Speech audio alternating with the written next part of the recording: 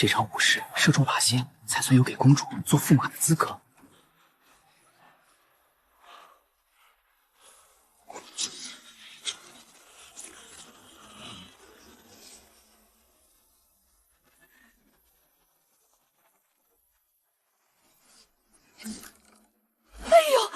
这小郎君横冲直撞的，可别把人给摔坏了。快晋升吧，那是娘娘的侄儿啊，竟是秦家的。这牧野当真没个规矩，官家，等会儿您可得好好罚罚他。哈哈哈哈！不必，要娶朕的公主，非得如此豁出去不可。牧野这小子有勇有谋，我看很好。 是吧，依依？依依，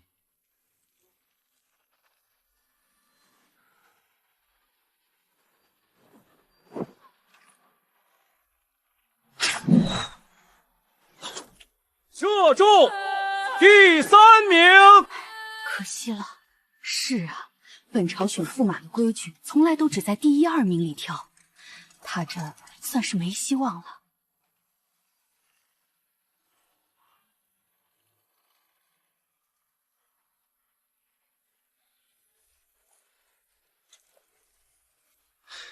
刚才那一撞对不住了，我也不是故意的，别往心里去。我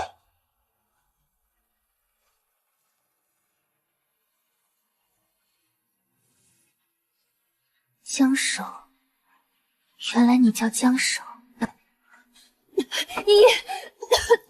四公主慢点，这5、6月正是花盛粉落的时候，您这咳疾还没好利索。我虽然没去社园看比射，可内官那儿的名册册子我早就看完了。不是秦蜜月又是第1，你是知道的。我一向只要赢，驸马自然也要挑最好的。你从小就黏着他，想来也是不肯放手的吧？看来咱俩又得争一争了。咱比什么？投壶还是弹琴？哎，要不这回咱们玩藏钩，把他的名字写在纸上，谁先猜到是谁的？我不玩。你不玩，我可不会让着你哦。哦，哼，我知道了。你就笃定秦牧野喜欢你，非你不娶是吧？他不喜欢我呀。他喜欢你，四姐姐。你说他喜欢我？怎么可能？他明明……从小咱们在一堆玩，你仔细想想，哪回他不是把最好的东西让给你？小到一瓶蔷薇水、金闪闪镶珍珠的16关子，他都愿意输给你。这回比射，他知道你喜欢得第1，这才这么拼命，还撞伤了一个人呢。我那时候真不知道那个关子是你生母带过的。要是你早告诉我，我就不跟你争了，更不会在你面前炫耀。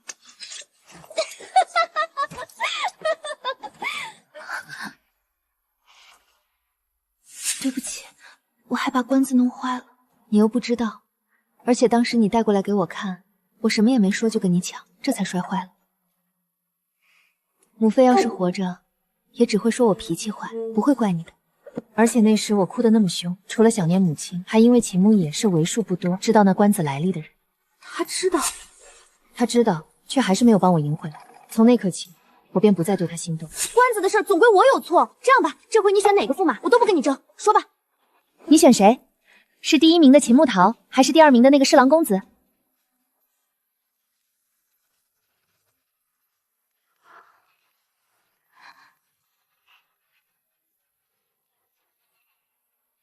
哎，你脸红什么呀？你也病啦？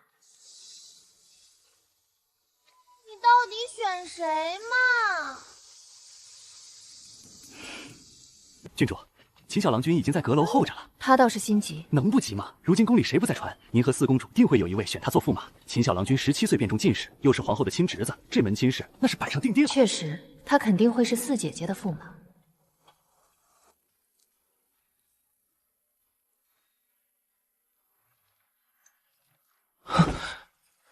依依，找我有事？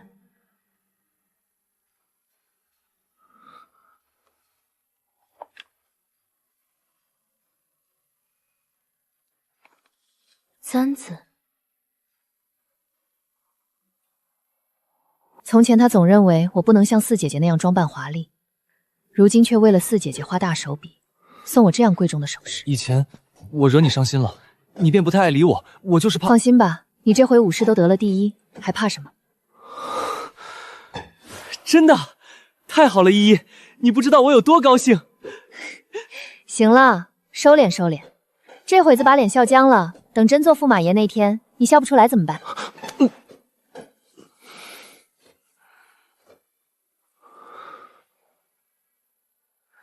那个，我有一件事想向你打听。你说。那天你在场上撞伤的那位郎君，他还好吗？江守，没事儿，你担心我撞伤他，惹来麻烦是吧？别担心，他也算是我朋友，以前咱们在一个书院读过书的。既然是旧友，你怎么在场上撞得那么狠？比射前我就知道他是我最大的对手，为了稳拿第一，我又是送礼，又是低声下气的求他，请他在场上稍微给我放点水。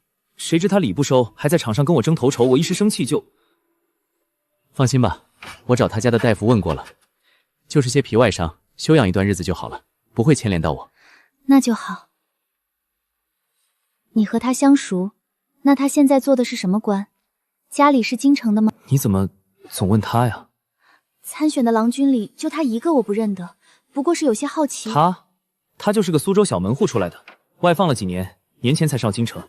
在书院那会儿，他就是个极清高的人，最厌恶攀高枝。这回官家点到了他的名，那是碍着天威难犯，他才来应付一下。这样吗？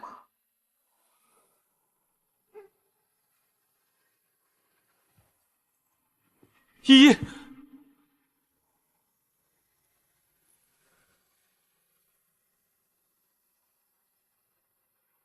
这回的冠子，你想用什么样的样式？就用四姐姐平时喜欢的那个繁花蕾丝款式吧。公主出将的凤冠自有太常寺准备，她操什么心？听说了吗？那位小郎君天天往皇后娘娘这儿跑，非要求着把公主的凤冠做得极尽华丽，不仅要铺翠，还要缀满东珠。可不是嘛，采买的钱全由他家出，娘娘被他磨得没法子，才吩咐按最高规范去做。这么华丽，怎么只做一顶？这让另一位公主怎么处理？这种成色的珍珠凑不起2顶，只能做这一件。他一向是偏爱四姐姐的，没什么稀奇。秦慕言说，江守根本不乐意做驸马。我若是非要选他，对他来说，会不会只是一场折磨？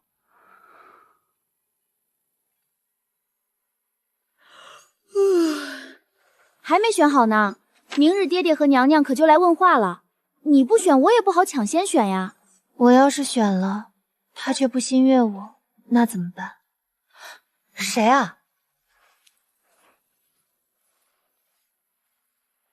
拜托大姐，你长这副模样，还怕中意的人不中意你？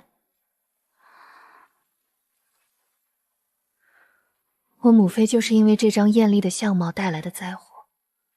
都说我母妃妖妃误国，甚至连秦慕沙也是这么想的。这种样貌是蛊惑君主、祸国妖女，望陛下为国本座打算，早日赐死妖妃。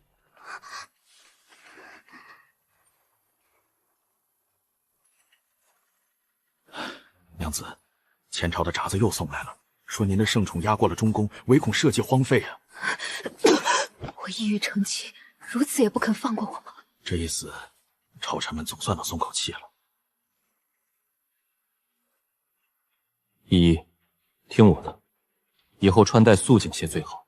可那16华冠是母妃的，我没帮你赢回来，就是不想你步周娘子的后尘，明白吗？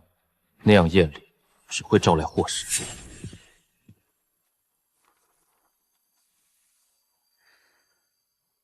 在选驸马之前，我得先确认一件事。耳闻不如亲见，正好6月樱桃熟，我办一场樱桃宴，便请朝中诸贤。依儿喜欢哪一个，一试便知。说吧，你们2个小千家又想求朕什么？爹爹，舅舅家的樱桃熟了，想请我们去尝尝鲜。罢了，你俩姊妹向来是关不住的鸟儿，总想往外飞。去吧，悄悄的，不能让人看见。要是为那些言官揪住小辫子，吵得朕头疼，朕可不管你们。明白。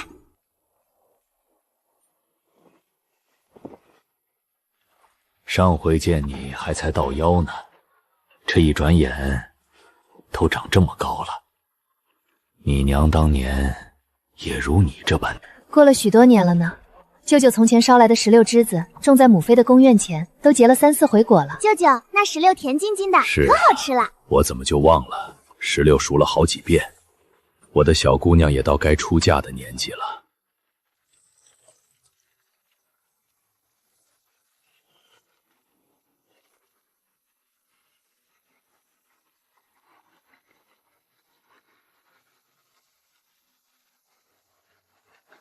你们2个把围帽戴好了。今日来的虽多是我的门生，但也难保没几个言官。知道了，舅舅。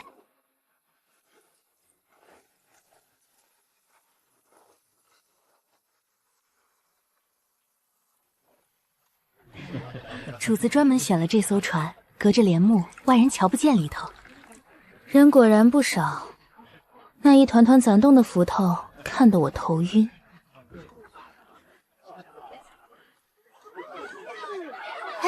你听，外面吵起来了。诸位，本朝宫中历代侍奉节俭，为天下万民省财。按礼制，纵是皇后大婚，也才用9龙12柱的冠，那还是从先太后那儿改出来的。谁说不是？如今到两用公主出轿全新的，更有人求着娘娘添到6珠，铺满翠羽。他可知1斛珍珠够10户百姓1年的口粮，1只翠鸟更是值100斤呢。如此奢靡之风，若不遏制，恐有妖兆。当年周娘子进宫时便有此端倪。如今这小郡主莫不是要走他的后尘？周娘子，这帮酸书生怎么什么都能扯到咱们头上？采买的钱明明是秦爷自己出的。怎么，大家都不说话了？难道我说错了吗？这种为治奢靡之事，人人得而诛。不知几位是从哪里看来的礼制？于符志中记载，6珠翠羽华冠向来是公主出嫁的规格，秦大人所请不过是式样略新了些。可是，可是什么？且采买的钱出自秦马司兔，不从关中出，何来耗费万民省财之说？既未为治，又未动用公款，几位口中的祸乱社稷，是否言过其实了？是他，真的是他。瞧你那眼神，都要粘在人家身上了。不过这江郎君穿上常服，倒是比在社员时还要俊俏几分。诸位口口声声说公主奢靡，那江某倒想请教，3年前边境大旱，哀鸿遍野之时，诸位在做什么？是五公主主动奉上了官家赐予的所有赏赐，甚至连她生母留下的唯一1顶华冠都拆了，悉数折成现钱捐给户部赈灾。那时，诸位为了公主该不该戴一个出嫁的华冠吵了足足半日。可还记得她当年捐出的那些钱？若要算，怕是能买下不知多少个这样的官子了吧？那是身为公主的本分。本分？寻常人家的女儿婚嫁，尚且要锦绣加身，官袍礼服便是花重金去借也要借来撑场面。为何到了我们的公主这里，连戴顶心仪的冠子都成了罪过？这是何道理？江大人，你还年轻，不懂其中深层的道理。公主身为官家之女，一衣一饰、一言一行，皆是天下女德的表率。正是，若不能忍着一时的物欲，助长了这女子装扮奢华的风气，使女子失了端庄之心，那才是天下大乱的开始。风气若大坏，那公主又如何堪配百姓的万人供养？一个连廉耻都不知的妖女，戴再贵的冠子也是祸害。又是这样的话，就因为我是公主，因为我是女子，所以做什么事都有1万张嘴在后面要再飞一吗？诸公读圣人书，口口声声传圣人之言，可我想请教，诸公自己成为圣人了吗？诸公敢指着天发誓，说你们早已脱离了凡夫俗子的欲望，满心满眼只有天下百姓。哪来的妇人？竟敢在这等雅集之上插嘴，简直是什么？诸公若是真圣人，还做什么官，领什么俸了？何不现在就散尽家财去救济贫苦？诸位莫要忘了，这天下的百姓供养的可不止官家和公主，还供养着你们这群只会盯着女子罐子看的国之栋梁呢。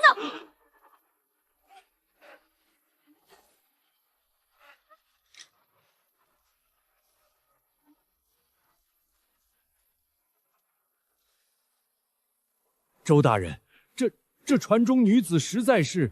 哈哈哈哈哈！诸位待着做甚？樱桃红了，酒也正纯，吃樱桃，喝酒。周大人，方才那番言论实在是违村天罡。主出嫁，若论成私事，有官家这个当爹的操心就够了，再不济，还有我这个做母家舅舅的盯着。诸君既不公主的亲戚，又不是待选的驸马，与此事全无干系。今日官家大喜，尔等只需乐呵呵同贺便是。可这终究是朝政。哼，方才说过了，今儿是私宴，不宜朝事。谁要是再嫌吃萝卜淡操心，这酒也就别喝了。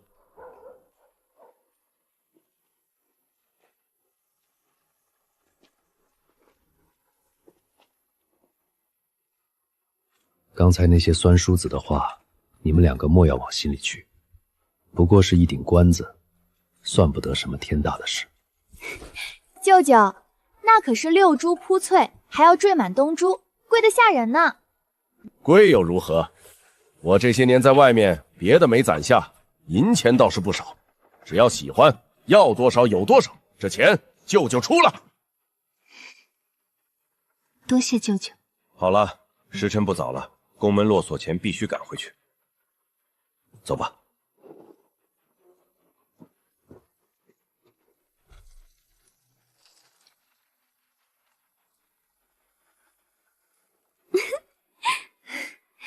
你这是怎么了？从刚才起就一直笑，难道是席上的甜酒喝傻了？你管我呢？反正该知道的，我现在都知道了。你知道什么了？没头没脑的。某人啊，刚才在船里急得都要冲出去找人拼命了。还有某位江大人在那字字句句的护着，生怕旁人不知道他心思事。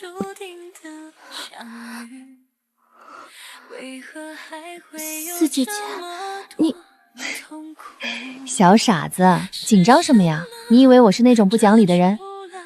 放心吧，我不跟你抢。抢？你中意那个人，那个人也中意你。这件事，我现在100%确定。四妹妹，你如何能如此笃定？他甚至都没跟我说过几句话。笨，你刚才没仔细听吗？他提起你捐出华冠赈灾的那番话，那是3年前的事了。当时父皇也只是随口夸了一句，并未大肆宣扬。没错，连朝中许多大臣都未必记得清楚细节，可他江守，一个当时还在外放，甚至不在京城的世子，却能把你的事打听得那么清楚。他连你生母的侯官拆了折钱这种私密事都知道。若不是早早的就把你放在了心上，谁费这份心思去查这些陈年旧账？很早便放在心上，可我真的不记得在什么时候、什么地方曾与他有过这样的交集。依依，你还记得当年他说的话吗？他说合适比赢重要。我以前总想赢过你，觉得什么都要最好的才算合适。但今天看到江守为你说话的样子，我才发现你说的对。所谓合适，不是看对方权势有多大，名头有多响，而是看他懂不懂你的那份心。四姐姐，选他吧，依依，你们一定会相爱的。是什么遮住了你？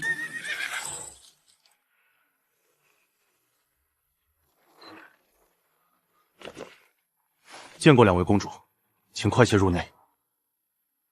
记住了，明日爹爹问起，你可不许怂。知道了。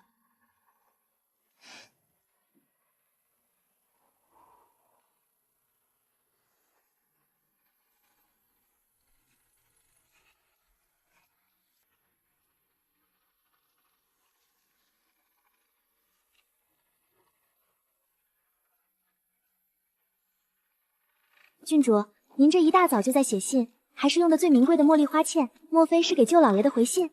不是，四姐姐说江首心里有我，可秦牧野却说江首生性清高，最厌恶攀权附附。所以郡主是想亲自问问这位江大人的意思。可这婚姻大事素来是官家做主，您这般直接问他，若我非要选他，而他心中却是10000个平愿，那这赐婚对他而言便不再是喜事，而是折磨。我不愿做那强人所难之辈。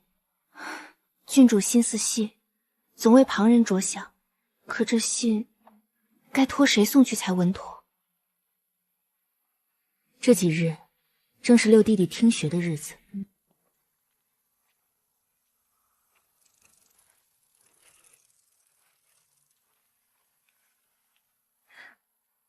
吉儿，吴姐姐，可是带了什么好吃的？知道你听学辛苦，特意给你备的。不过吃了姐姐的甜糕，得帮姐姐办件事儿。这封信帮我交给江公子，千万别让旁人瞧见，尤其是秦公子。又送东西？以前姐姐不是总给秦月玲送手帕和泥娃娃吗？怎么这回换成江先生了？小孩子家家的，问那么多做甚？办好了，明日还有如意卷。姐姐放心，吉儿一定送到。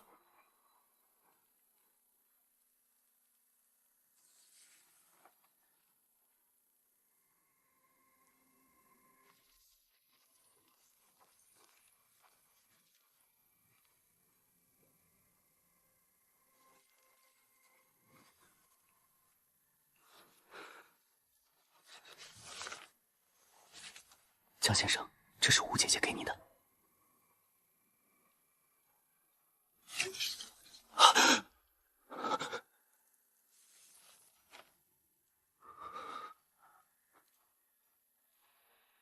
江兄，多日不见，别来无恙啊！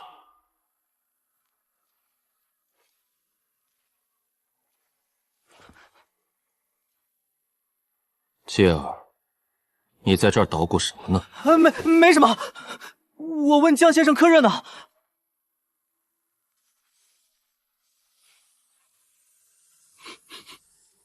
茉莉香，江兄这书案上什么时候也开始沾染这些女儿家的香粉漆了？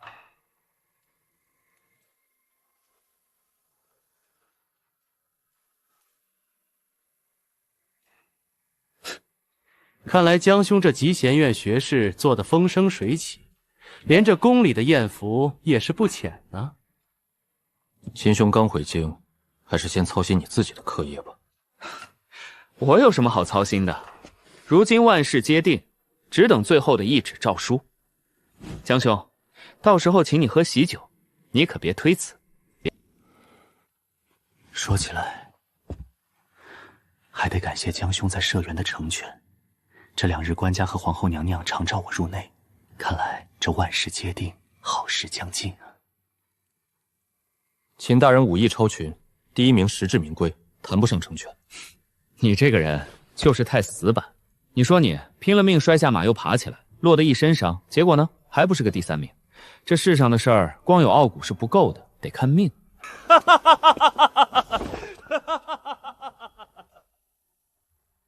去年冬天我进京，到宫里为皇子讲学，整整小半年我都在听关于他的事儿。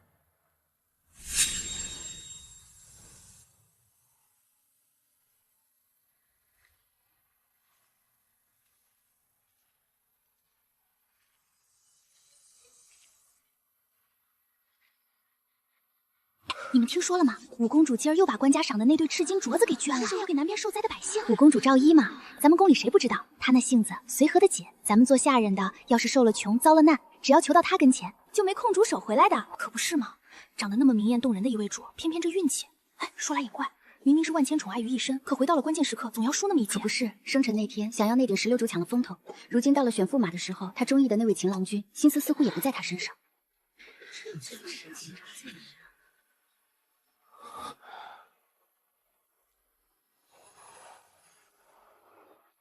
这样好的公主，不该总是输的。你我旧识，这回驸马之位我志在必得。你若能放个水，等我成了好事，定少不了你的前程。真是不识好歹！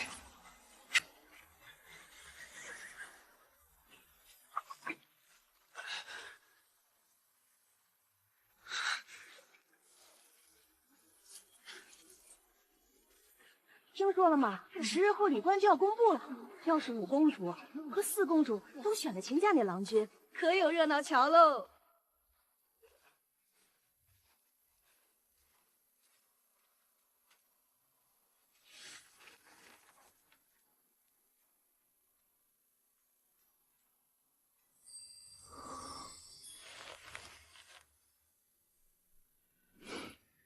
不是秦牧言，不是他，竟然是我。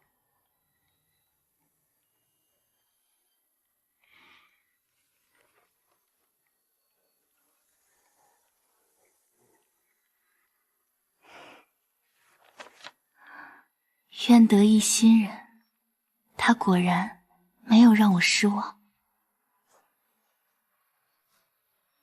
郡主，4公主的车驾已经在殿外候着了。知道了，更衣去娘娘宫里。瞧你这步履生风的样子，看来江郎君的回信让你吃了一颗定心丸。四姐姐取笑我，走，今日咱们便去把这驸马人选给彻底敲定了。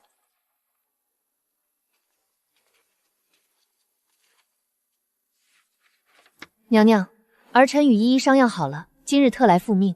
这么快？本以为你们还要纠结几日。说吧，属意哪家的郎君？儿臣选江首。虽说不怎么符合以往选乾陵后的旧例，但婚姻大事自是紧着自己的心为上。既然都想好了，那这人选……娘娘，秦郎君，秦牧也来了，说是有急事求见。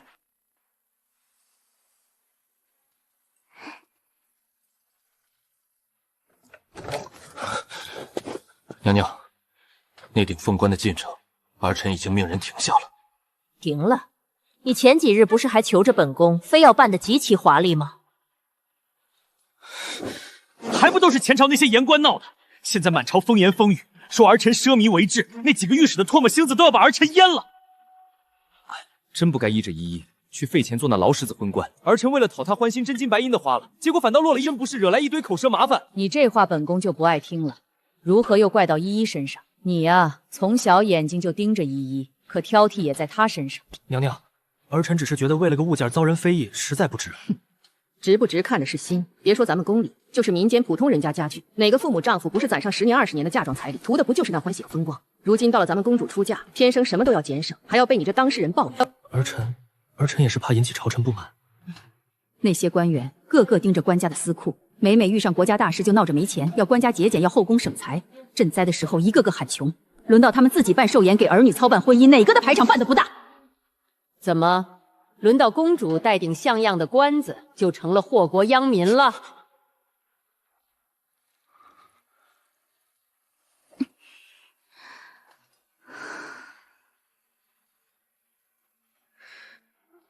牧野，你自小在宫里长起来，官家和你姑母我这些年是怎么过去的，你应当最清楚。侄儿知晓，姑母操持后宫，如履薄冰。知道。我看你是一点都不知道，侄儿也是为了平息口舌。外人挑剔依依，那是存了心思的偏见。可你呢？你自诩与她青梅竹马，如今连你也跟着那些外人一起挑剔她，嫌她费钱，嫌她惹麻烦。牧野，若是连枕边人都不能体恤她的难处，反而成了刺向她的第一把刀，那这婚事还有什么意义？瞧瞧，这就是你以前黏着的秦哥哥，还没过门呢，就开始算计这一顶冠子值不值得他挨骂。他不是怕挨骂，他是觉得我不配。依依，四姐姐，我早说了，她眼中只有得失，在她看来，一个只会惹来御史口水的公主，确实不如一个能让她官运亨通的贤内助。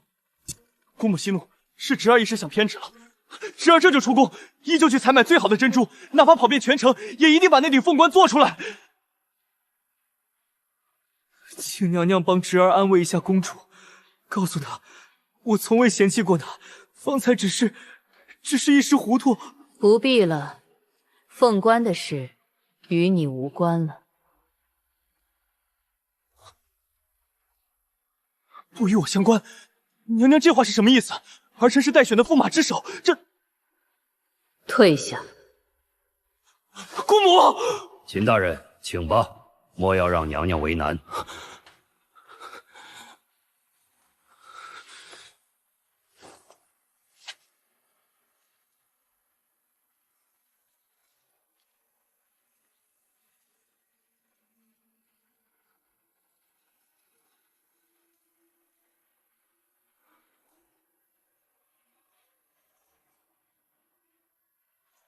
郡主，秦大人已经走了。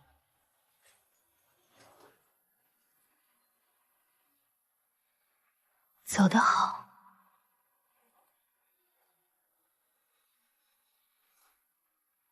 吓死我了！我还真怕他死缠烂打。不过看他那样子，好像还没听明白娘娘的意思呢。他一向只听得见自己想听的话，听明白了也好，听不明白也罢。依依，以后你的路你自己走。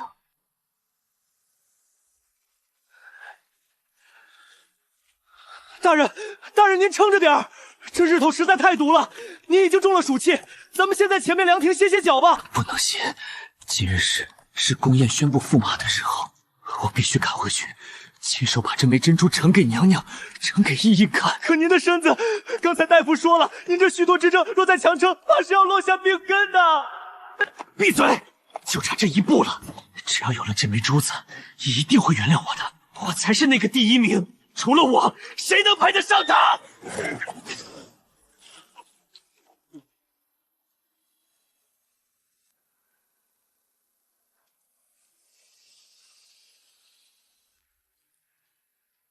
哎，你听说了吗？那秦家的麒麟儿今日竟然没露面，听说是为了寻一颗珠子，把自己折腾在路上了。这时候寻珠子有什么用？这心意若是用偏了地方，再大的排场也是白搭。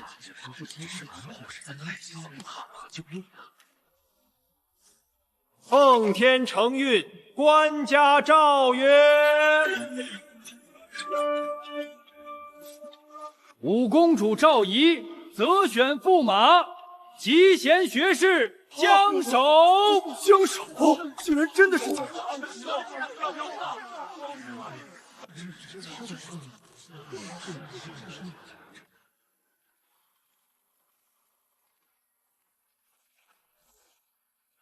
臣江首叩谢皇恩，愿为公主万死不辞。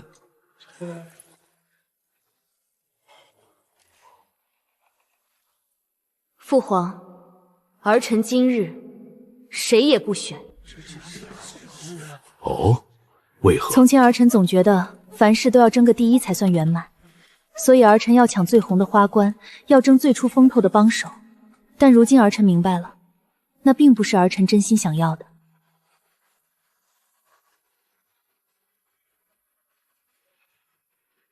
好，你既有此志，朕准了。朕的女儿何该过得快活些？依依，出来吧。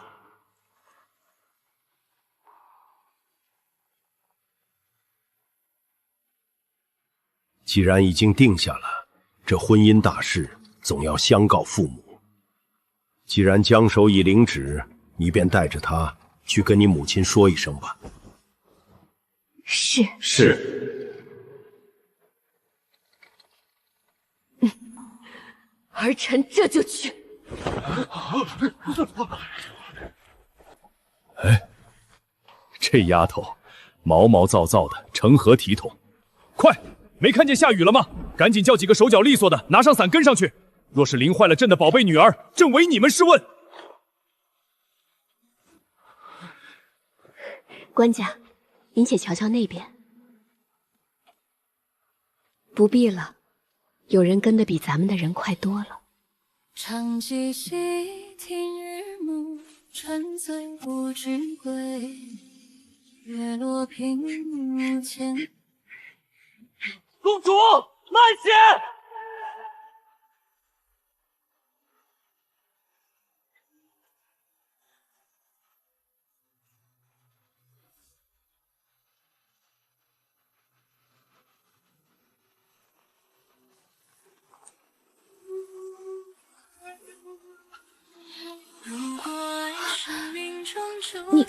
你怎么跟来了？臣既然已是驸马，护卫公主周全便是臣的一生之责。雨大，公主莫要受凉。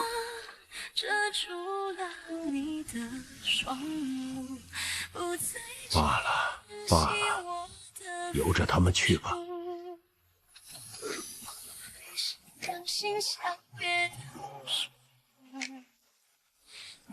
官家是在想当年的事了吗？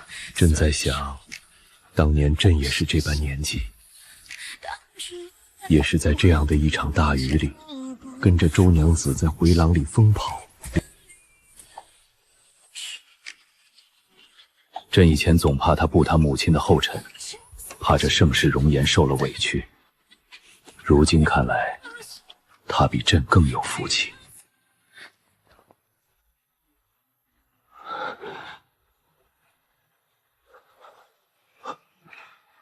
谁？刚才唱的是谁的名字？看着我！我问你，五公主的驸马到底是谁？说！秦大人，您这是做什么？是集贤院的江大人，江守江大人啊！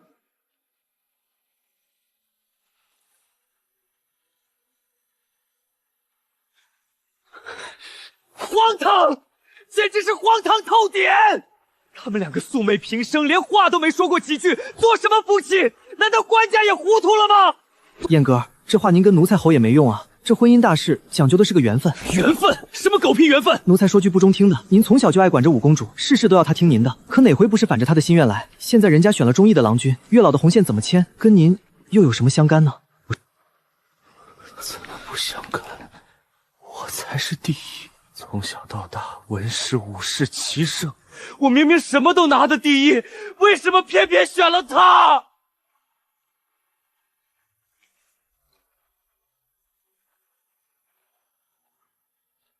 秦牧野，毫无半分情面，你还要闹到什么时候？放手！这时机不对。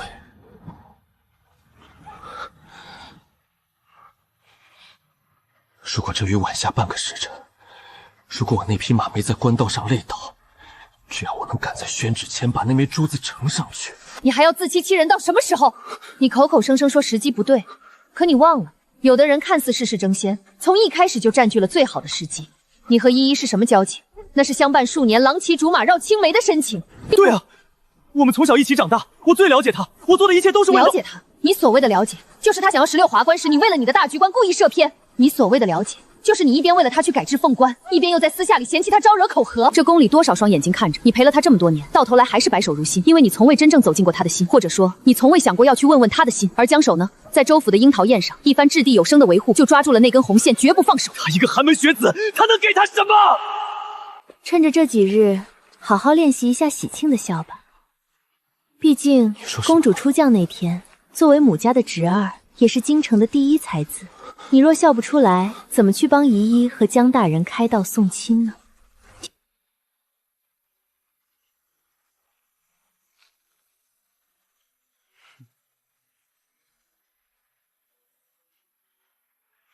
哎呦，哥儿的笑，怎么比刚才哭的时候还瘆人呢？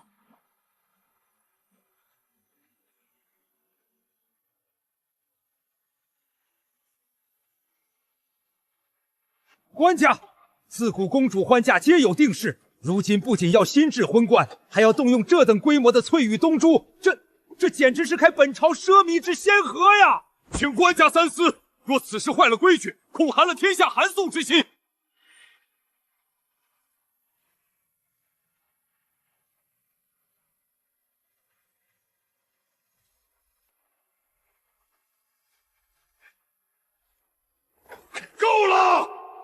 朕的女儿为了边境百姓，连生母留下的唯一遗物都舍得捐了。那时候你们怎么不谈规矩？怎么不谈寒心？今日朕不仅要给她用最好的婚冠，还要准她拜完朕与皇后之后，再去偏殿拜祭周娘子，便去太庙跟老祖宗说礼吧。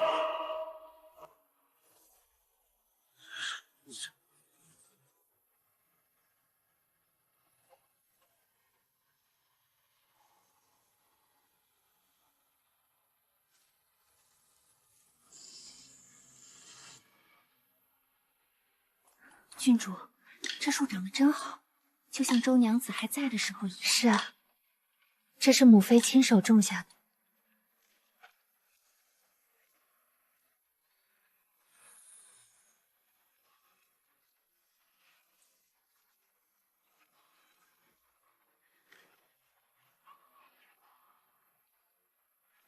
公主殿下，时辰已到，该起驾回公主府了。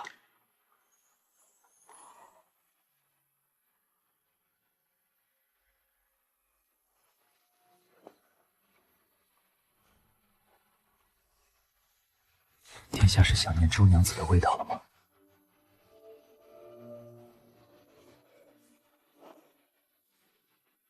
哎呀，驸马，这不合规矩！殿前摘果，成何体统？走吧，殿下，带臣回家。请驸马牵红绳。哎呀，不是牵手，不要乱摘果子，也不要乱牵殿下的手啊！这是要进入遗迹的。不再珍惜我的付出。听到了吗？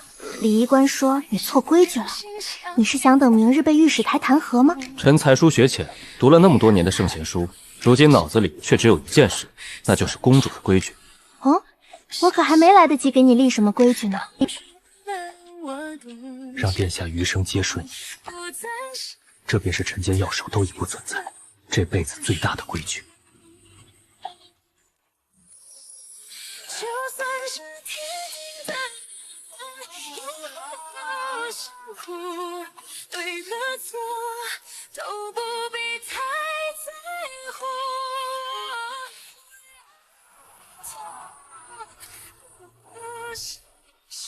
臣慕殿下已久，如枯池望甘霖，故巢盼凤麟。这一路走来，臣万般不如人，处处不如意，唯有在望向殿下的那一刻，才觉这世间尚有一丝清明。刚才你摘果子的那一下，礼仪官的脸都绿了。我猜明日弹劾你的闸子，怕是能堆满父皇的玉洁。弹劾便弹劾，若能换殿下一笑，便是被罢官，臣也认了。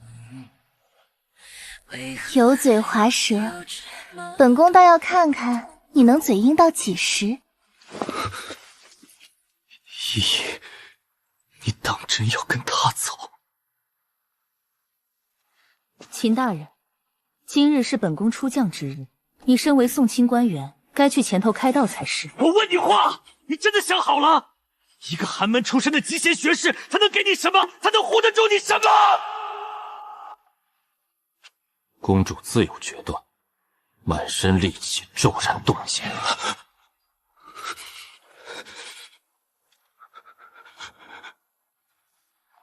走吧，莫误了吉时。秦牧野，放手吧，你早该明白的，我从来不是你想要的那个听话的公主。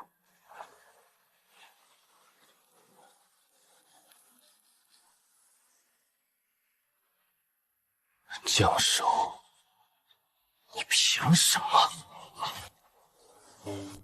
姑母，侄儿求您，求您去跟官家说，收回成命。那江首根本配不上依依。你可知你在说什么？圣旨已下，百官共鉴，岂有收回之理？可依依只是一时糊涂，她从小黏着我，她心里是有我的。只要再给她一点时间，她一定会。错的人是你。姑母，我做错了什么？从小到大，我哪一样不是最好的？文诗武士骑射策论，我样样第一，为什么偏偏是她不要我？你样样第一，却唯独不懂得什么叫真心，还是你光耀门楣的装饰？不是，我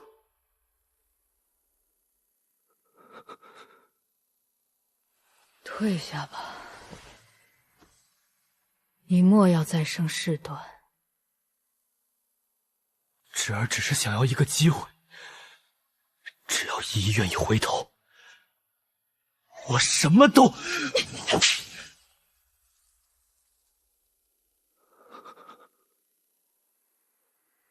清醒了吗？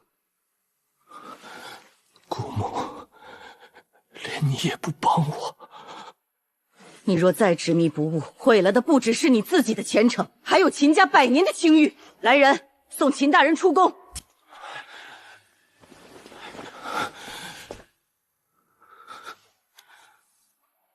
依依，你等着，你会知道我才是对你最好的人。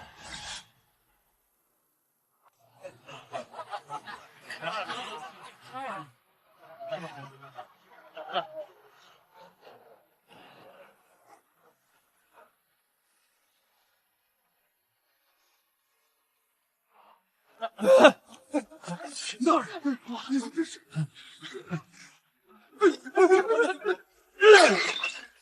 张驸马，今日是你大喜之日，我来敬你一杯。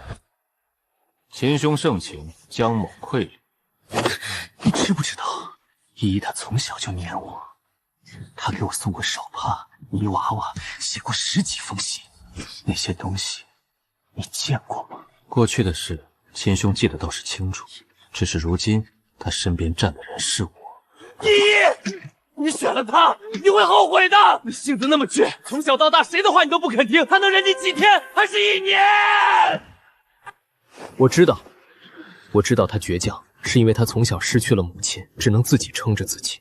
我知道他沉默的时候是在想周娘子，是在想那些流言蜚语。我知道他喜欢石榴，喜欢茉莉，喜欢一切热烈而干净的东西，这些我都知道，而且我愿意用余生去懂他更多。秦兄，你所谓的了解，只是把他当做一个需要你管教的对象，是把他当做一个完整的、值得被珍视的人。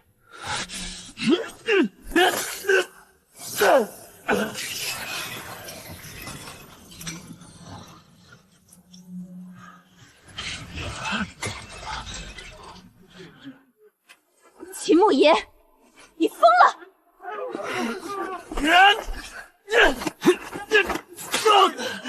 你凭什么？你凭什么抢走他？别去，让江守自己处理。你若去了，秦牧野只会更疯。秦牧野，今日是我与公主的婚宴，你若要闹，我陪你闹到底。但若你再敢对公主出言不逊，我江守对天发誓，必叫你100倍偿还。秦牧野，你可知罪？臣只是多喝了几杯。多喝了几杯，就敢在朕女儿的婚宴上大打出手？你眼里还有没有朕？有没有国法？传朕口谕，秦牧野御前失仪，捉其禁足家中，3个月内不得出府门半步，严惩不贷。官家，退下。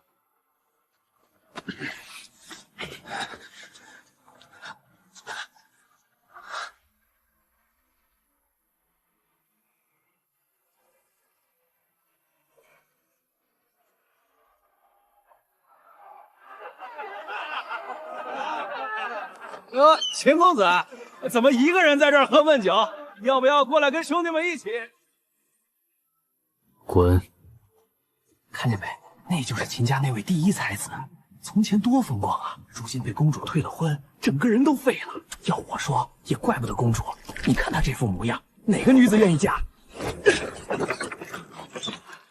你们懂什么？你们知道什么？你们根本不知道，这世上只有他是不图我什么的人，只有他是真心对我好的。依，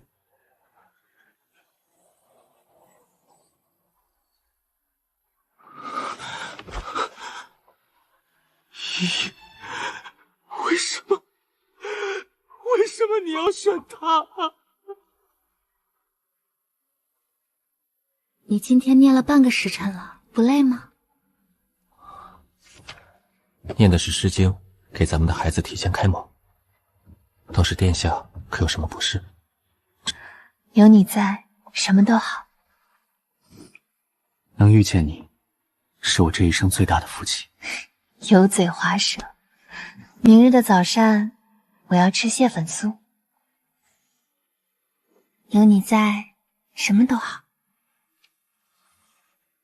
能遇见你，是我这一生最大的福气。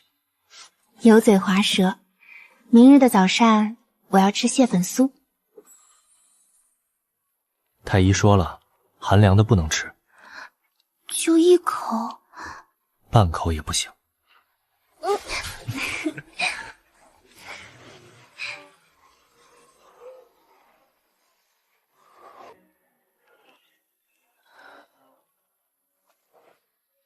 殿下，车已经备好了，咱们回府吧。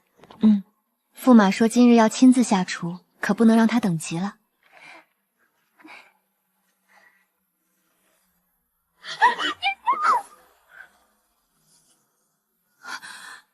秦牧野，你疯了！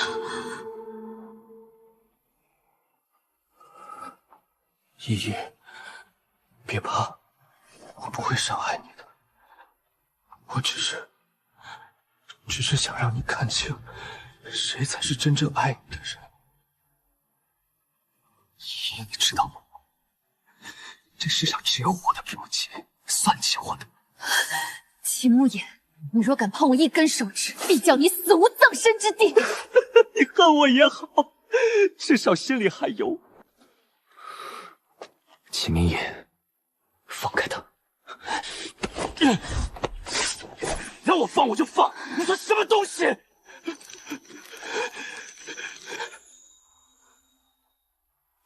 秦牧雅，你醒醒！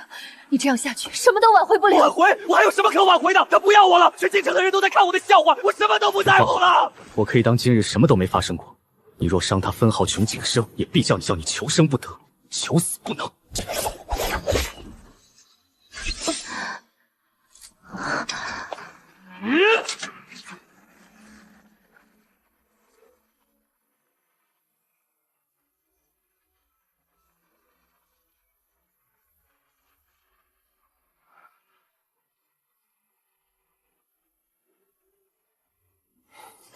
驸马，如何处置？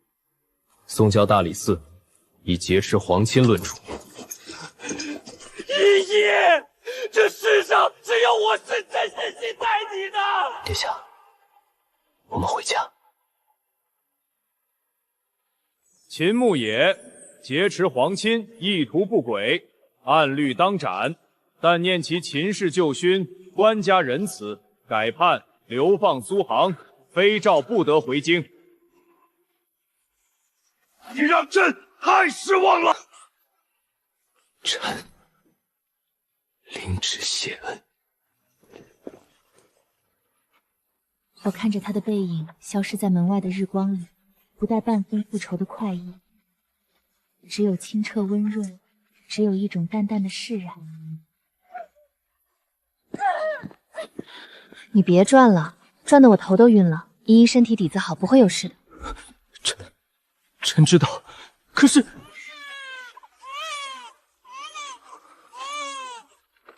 喜驸马，贺喜驸马！公主殿下生了一对龙凤胎，母子平安。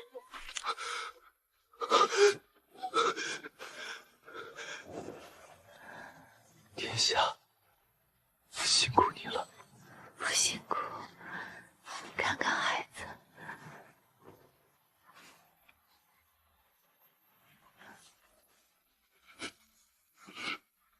像，都像。瞧瞧这小眉毛，跟依依你小时候一模一样。将来长大了，怕又是一个叫全京城公子哥儿神魂颠倒的主儿。你可别胡说，我只盼他们平平安安、健健康康长大就好。依依，秦牧野那件事，你心里可还怨他？他从前对我好过，虽然后来走偏了路，可终究，如今他被贬去苏杭，再也回不来了。大家各自安好，便是最好的结局。你呀，总是这么心软。不过，这样也好。